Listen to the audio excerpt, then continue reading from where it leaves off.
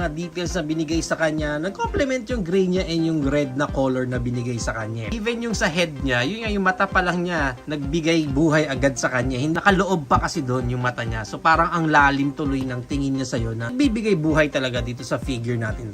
Medyo awkward lang naman is itong part na to, tong panel niya. Pero nakatago naman yan ng isang magandang cape din niya. Nag-complement lahat ng mga designs para dito kay Sentinel Prime. Even yung sa kanyang alt mode, hindi naman tayo gaano nahirapan sa kanyang alt mode comparing sa mga ibang Bayway figures na na-review na natin dito. Parang madali naman siya overall transform. Pero yun nga lang, hindi mo maiiwasan talaga na may mga pegs na nakukulit, may mga galit-galit pa rin na pegs.